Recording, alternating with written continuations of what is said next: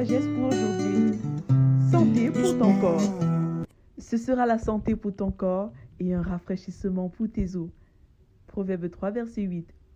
Ce verset est lié au verset précédent dans lequel le parent sage s'entretient avec son fils sur l'une des valeurs fondamentales qu'il devrait s'approprier à la suite des autres membres de la famille, l'intimité avec Dieu.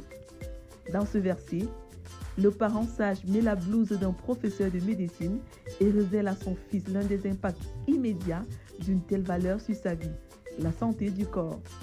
En quoi est-ce que l'intimité avec Dieu peut-elle avoir un impact décisif sur la santé du corps d'un individu? Au commencement, Adam et Ève furent créés parfaits et vivaient dans une parfaite intimité avec Dieu. Ce qui veut dire que c'est à cause de la chute que les maladies ont fait surface. Ceci dit, il est vital de toujours garder à l'esprit la cause originelle de toute maladie, le péché. Dans l'Ancienne Alliance, maladie et péché étaient liés. Aujourd'hui, il est prouvé sur le plan scientifique l'impact des émotions négatives sur les organes du corps tels que l'estomac et l'appareil digestif, le cœur, les poumons ou le cerveau.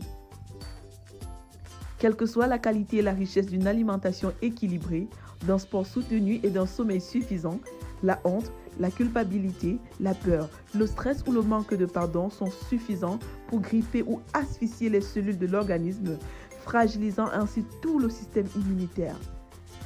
Il est une maladie dont aucun traitement ou médicament ne peut guérir, le péché.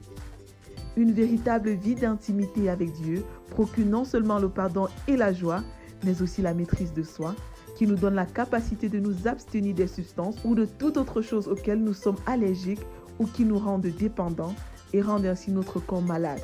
Sucre, farine blanche, sel, alcool, sucreries, substances addictives, objets addictifs, activités addictives, etc.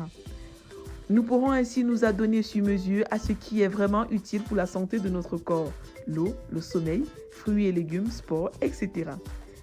Daniel et ses compagnons, dans leur tendre jeunesse, à cause de leur intimité avec Dieu, ont choisi de ne manger que des légumes et de ne boire que de l'eau pendant leurs 3 années de formation à Babylone, au lieu des copieux repas et du vin du roi qui leur étaient proposés.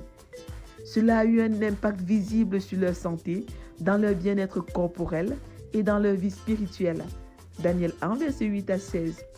Jésus dit, « Vous connaîtrez la vérité et la vérité vous rendra libre. » Jean 8, verset 32. Se croyant juste à leurs propres yeux, les Juifs ne comprirent pas que Jésus pointait là du doigt le véritable problème qui est le péché et que lui seul avait le pouvoir de les en défaire. Vérité.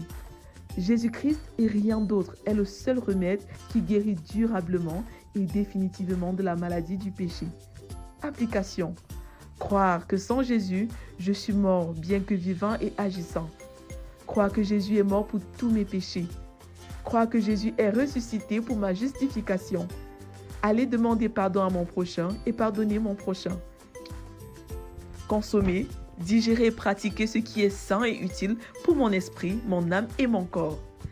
Recommandation. Confessez donc vos péchés les uns aux autres et priez les uns pour les autres afin que vous soyez guéris. La prière agissante du juste a une grande efficacité. Jacques 5, verset 16. Prions ensemble. Père, je te demande pardon pour tous mes péchés. Je reçois par les meurtrissures de ton Fils à la croix la guérison de toutes mes maladies. Au nom de Jésus, Amen. Lecture pour aujourd'hui. Psaume 11 à 15, Proverbe 3, Ézéchiel 25 à 27. Vous êtes bénis.